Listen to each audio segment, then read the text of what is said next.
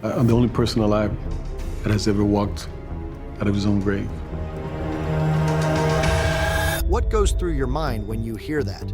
Sounds insane, right? Like, why would a person walk in their grave while they're very much alive?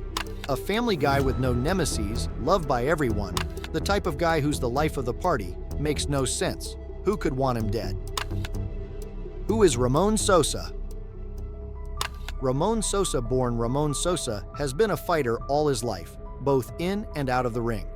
Born on 1st June 1967 in Puerto Rico, but his family moved to Brooklyn for a better life, where at only 7 years old he developed a huge interest for boxing. Ramon would train with his father, and because of his genuine interest in it, he mastered it at a really early. He would compete in amateur fights and even went on to play professionally in Texas, but because of poor management, he decided to choose a career in coaching others, because he still wanted to be related to boxing in some way. He was a nice, humble guy, never fought anyone on the streets or anything, just a really good guy. He opened up a nonprofit organization, Young Prospects Boxing, where he trained others. He earned the respect of a lot of young men and women who looked up to him. Mondu was one of them. In fact, Mondu was like a son to him. He even referred to Ramon as Pops because of how much influence he had on him. Deceitful encounter. It all comes back to a hasty evening in 2007. Ramon and his friend went to a Mexican bar packed with Latinas.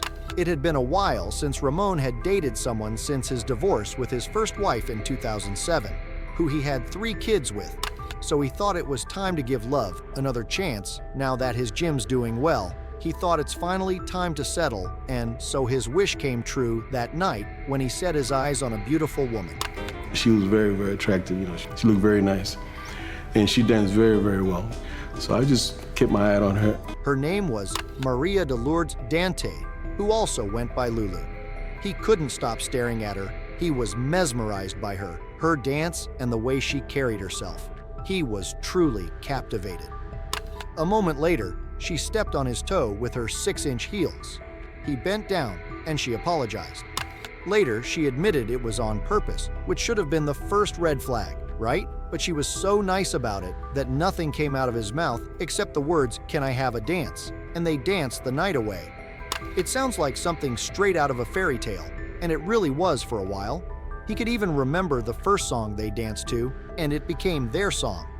Lulu went home with him, and from then everything was really perfect.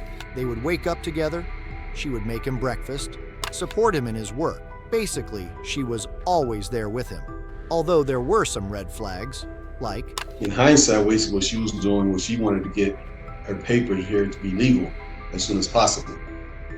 Because she was tired of being on that visa. Every 6 months she had to go back to Mexico and renew it and all that stuff. So she wanted to be, here legally. So that was another red flag right there. Ramon ignored them and chose to focus on the good parts of the relationship because he felt bad about her situation of renewing her visa every 6 months. So they got married on March 15, 2009. On their wedding day, Lulu's mom uttered the words, "She's your trouble now," which made Ramon really uncomfortable. Everything was great the first 3 years. It was like the honeymoon phase for 3 years straight. In 2010, Ramon opened up a second gym, and Lulu joined him as a personal trainer. We offer boxing, kickboxing, and fitness training. Come check us out. The murder plot. It was a normal day at the gym in 2015 when Mondu, an amateur boxer, had been working out as usual. He had been going to the gym for the past few years. He overheard a conversation between 2 women about a hitman, which would prove very useful later on. But a question pops up. Why was he eavesdropping?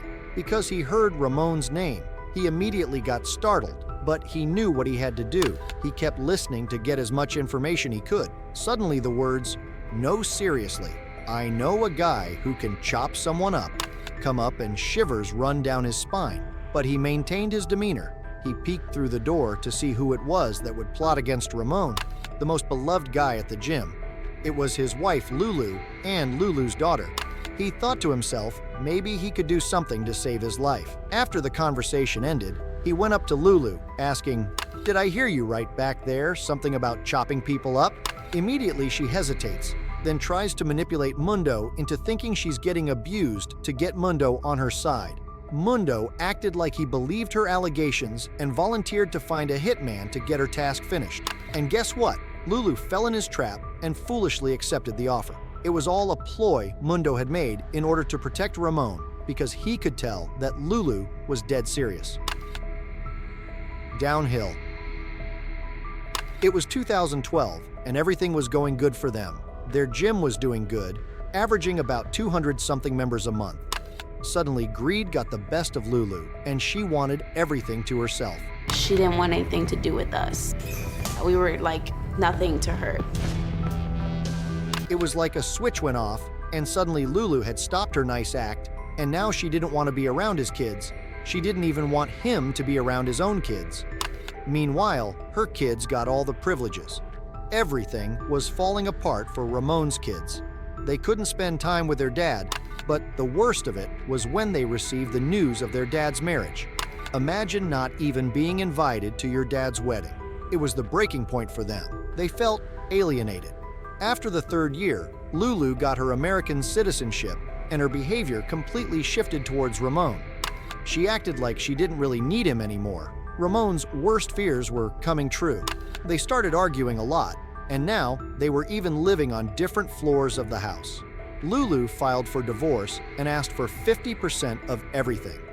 That's when Ramon realized what was actually going on. It was all about the money. She knew how much I was worth dead. Fast forward to 2015. So here's when Mundo's loyalty comes into play. Here's the twist. Mundo told Ramon what Lulu was planning. He also let him know that he was in his corner, so he was ready to help in whatever way he needed. Now my focus is just on talking to Ramon. I said, Mundo, we're joking around, what's going on? Ramon was like, don't play with me like that. This is some serious stuff. And then he said, I seen that look on people's eye before they want to kill somebody. Ramon was caught by surprise because at the time, they were still living at the same house and things were already tense. To top it off now, he had to go back home to someone who wanted to kill him. Ramon started being more cautious now and carrying a gun with him wherever he went, even while sleeping. He'd keep his pistol under his pillow. I mean, if I was living with someone who wanted to kill me, I'd definitely be paranoid too. Ramon told the police what had happened, and the police were of no help. They said they couldn't help him until they had some evidence, because up till now all they had was an angry wife's rants. Ramon asked Mundo's help to claim his innocence, because not only was Lulu telling people that Ramon was assaulting her and forcing herself on her, but now she was also ready to get him killed. I guess she really wanted that money, because even if the divorce didn't go in her favor, she was going to own everything if Ramon was out of the equation totally. The sting. Ramon took matters into his own hands. He launched a sting operation where he would buy 2 disposable phones for him, and Mundo and record Mundo's conversations with Lulu. Mundo would pretend to be the hitman on texts. Little did Lulu know one of the phones was with Ramon the whole time. Lulu was ready to pay from the start, and while negotiating, she was ready to give his white truck and jewelry like watches and bracelets as a down payment. Meanwhile, things were going downhill for Ramon. Lulu and her kids made it seem like Ramon is assaulting them and they're scared for their lives. They got a restraining order against Ramon, and Ramon had to move out and stay away from Woodland's gym. But he was determined on exposing Lulu so much he didn't really care about getting kicked from his house. Mundo told Lulu the hitman has bought a 9mm gun for $200, so when they received the down payment for the gun, they went to the police. The police knew they had to play according to their old sting. They applauded how well they had done. Now they needed to make Lulu believe things were on track. They set up a meeting with Lulu on July 20th with a hitman who was actually an undercover agent. During the meeting, Lulu withdrew cash from an ATM and gave it to the hitman. Now she had crossed a boundary and could be arrested, but they had to wait and build such a case which would refute all her claims of Sosa being abusive towards her. The police explained the only option they had to Ramon, which made matters even more surprising for him. They said they had to take a picture of Ramon dead.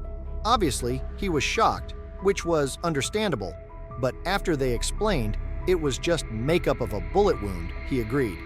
Ramon had to lay with his hands behind his back, in a grave they dug to make it seem realistic for the photo shoot. Afterwards, the undercover agent met with Lulu and showed him a picture of Ramon's dead body. Lulu's laughing to Ramon's dead body shows how cold she actually is. I mean, even if someone you dislike dies, there's still some element of shock and sadness. But here, you can see Lulu really doesn't give a crap. Rather, she makes jokes if he's really dead and then starts emoting to show her happiness. What kind of a sick freak does that? The kind of freak who puts out a target on her husband. That's who. The arrest. Next day, police went to the Woodlands gym to see Lulu. They asked her about Ramon's whereabouts. Last time you saw Mr. Sosa? We saw him on Wednesday 15th, the last day. That's the last time you saw him? That's the last time I saw him, my mom, and my daughter. Here, Lulu seems like she doesn't really have a clue. She thinks she's deceiving the police, but she really had no idea what was actually going on, because to her, Ramon was dead, and there was no way he's coming back.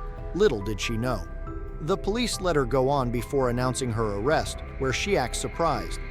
After a few months, after seeing all the evidence against her, she pleads guilty to solicitation of second-degree murder, because she knew she could get a life sentence, which is what she really deserved. After his wife Maria Sosa was sentenced to 20 years in state prison. In court, she admitted hiring an undercover agent to murder him last year. Ramon had the best ending. He got everything back in the divorce, published his book, I Walked on My Own Grave, and, best of all, he forgave Lulu. I mean, this guy is as good as it gets. Throughout it all, he stayed calm and poised. He chose to fight back with the truth, even after all the assault claims. He never once hit her. Ramon has opened his heart to love again, despite getting stabbed in the back by the woman he loved the most.